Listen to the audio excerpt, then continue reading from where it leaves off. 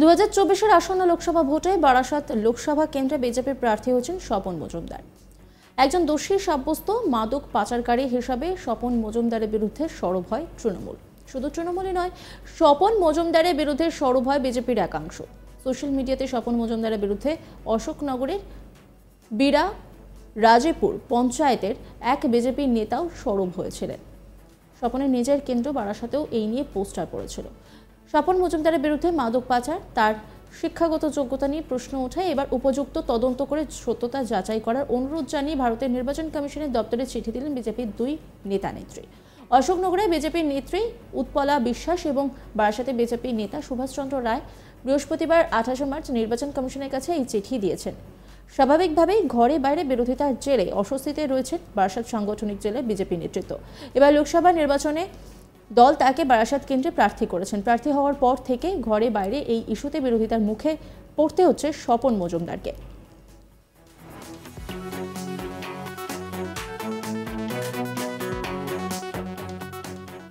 BJP নেত্রী উৎপলা বিশ্বাস, তিনি কি বলছেন শোনাবো আপনাদের। স্বপন মজুমদারের বিষয়ে আপত্তি আছে, কারণ 2018 সাল থেকেই আমরা মিডিয়ার মাধ্যমে ওনার বিষয়ে নানান কিছু আমরা জানতে পেরেছি। যেমন ওনার শিক্ষাগত যোগ্যতা, ওনার প্রফেশন, সব কিছুই বিতর্কিত। এহেন একটা বিতর্কিত ব্যক্তিকে বারাসাত কেন্দ্রের মতো একটা হাই ভোল্টেজ এরিয়াতে বনগা থেকে তুলে এনে প্রার্থী করতে হবে, এমন তো কন্ডিশন বারাসাত কেন্দ্রের নয়। এখানে প্রচুর লোক আছে যারা অনেক ক্যাটাগরিক্যালি অনেক উঁচু দরের, কারণ এখানে উঁচু দরের ছাড়া কেউ কোনোদিন আমরা ছোট থেকে দেখিনি উঁচু দরের লোক ছাড়া এখানে দাঁড়াতে। তো আমাদের একটা মানসিকতা তৈরি হয়ে যায়। তো যখন বিজেপির কোনো সংগঠন ছিল না, তখন পিসি সরকারের মতো লোক এখানে দাঁড়িয়েছিল বিজেপির হয়ে। তাহলে আমরা কি করে মেনে নেব যে এই ধরনের একটা বিতর্কিত ব্যক্তি এখানে বিজেপির, আজকে আমরা খেটে পিটে লড়াই করে এই অবস্থা তৈরি করলাম, সেখানে এরকম একটা পাশের একটা ইলেক্টেড এমএলএ তাকে নিয়ে এসে এখানে দাঁড় করাতে হবে?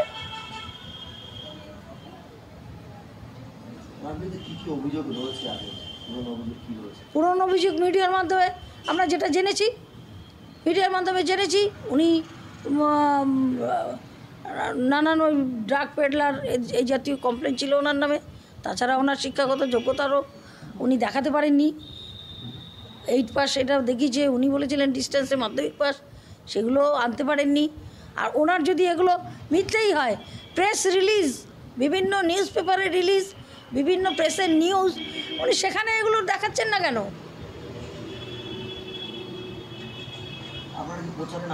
আমরা প্রচারে নামবই না। নামা যাবে না। এরকম একটা হাই ভোল্টেজ এরিয়াতে বিজেপির মতো একটা সর্বভারতীয় দলের হয়ে এই ধরনের ক্যাটাগরির একটা ক্যান্ডিডেটের জন্য প্রচারে নামা যাবে না। সংগঠনের কোনো দায়িত্বে রয়েছেন আপনি বিজেপির? হ্যাঁ, আমি এখানে মহিলা মোর্চার দায়িত্বে আছি।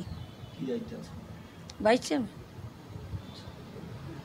আপনি এই ধরনের একটা অভিযোগ করছেন, তাহলে আপনাদের দলের কর্মীরা তারাও তো প্রচারে নামবে না আপনার এই কথা শোনার পরে, কি মনে হয়?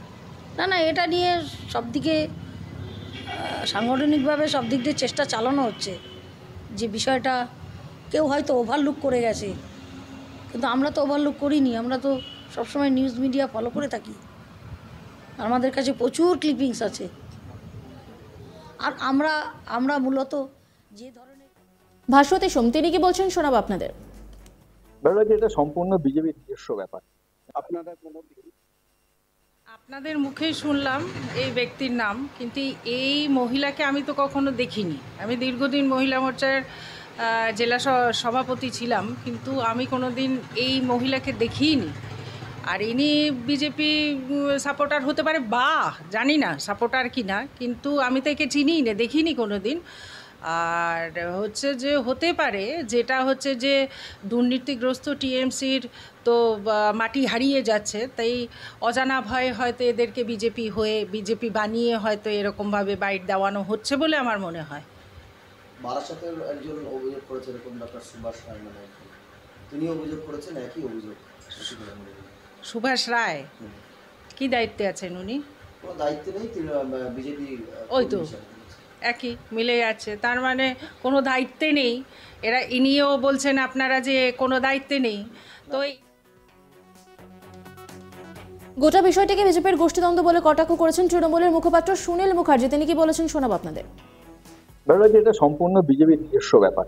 যেমন এখানে ক্যান্ডিডেট যাকে দিয়েছে তাকে আমরা কোনোদিন তাকে দেখিনি, তাকে কোনোদিন শুনে তার সম্পর্কে আমাদের কোনো আইডিয়া ছিল না। তবে এখন শুনছি, যেটা পেপারেও পড়ছি, যে সে মাদক যে প্রচার, এই মাদক যে পাচার, এই পাচারের সঙ্গে সে আসামে ধরা পড়ার পর 10 বছর জেল কেটেছে। এবং এটা কিন্তু ওরাই বলছে, বিজেপির লোকেরাই বলছে, এটা কিন্তু আমাদের কেউ বলেনি। অর্থাৎ বিজেপি তার নিজেদের মধ্যে ঠিক নেই। তাদের এই যে নিজেদের মধ্যে যে অন্তঃকলহ, সেই অন্তঃকলহের এই প্রকাশ হচ্ছে এই ক্যান্ডিডেট নিয়ে এই বিষয়টা। আমাদের ওদিকে তাকালে চলবে না, কে কি ক্যান্ডিডেট হলো না হলো এটা আমাদের কোনো বিষয় নয়। আমাদের বিষয় যে আমরা আমাদের মতো করে আমরা লড়াই করব। চোর দিল কি ডাকাত দিল কি মাদক পাচারকারী দিল, ওটা কোনো ফ্যাক্টর নয় আমাদের কাছে। তবে শুনছি যে ওরা নিজেরাই নিজেদের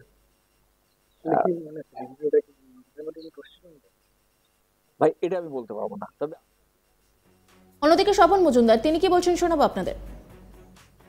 আপনারা কোনোদিন দেখেছেন তাদের বিজেপি সক্রিয় কার্যক্রম? আমার মনে হয় না। আমি দীর্ঘদিন বারাসত জেলায় কাজ করেছি। আমি বারাসত জেলায় কোনো নতুন মুখ নই। আমাদের অবিভক্ত জেলা এবং 24 পরগনা ডিস্ট্রিক্টের মধ্যে পড়ে। অনেকে প্রশ্ন করেছে আমি বহিরাগত, আমি কোনো বহিরাগত নই। যাই হোক,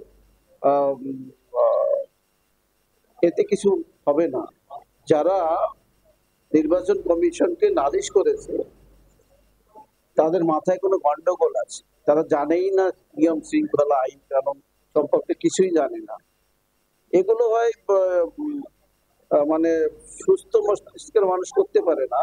এখনো আমি নির্বাচন কমিশনে হলফনামাই দায়ের করিনি, এফিডেভিট দায়ের করিনি, তো কিসের ভিত্তিতে ওরা চ্যালেঞ্জ করে?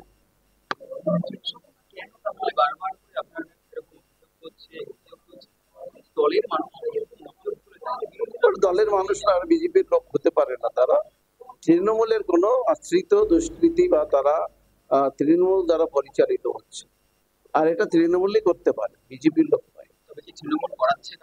100%। গতকালকে দেখেছেন যারা ফেসবুক করেছিল তারা নিজেরা স্বতঃস্ফূর্ত ভাবে এসে মিডিয়ার সামনে বাইট দিয়েছে যে আমাদেরকে ভুল বুঝিয়ে থ্রেট দিয়ে কেসের ভয় দিয়ে করিয়েছে। এটা অন্যান্য খবরের জন্য অবশ্যই নজর রাখুন আজ তাক বাংলার ইউটিউব স্ট্রিমিংয়ে।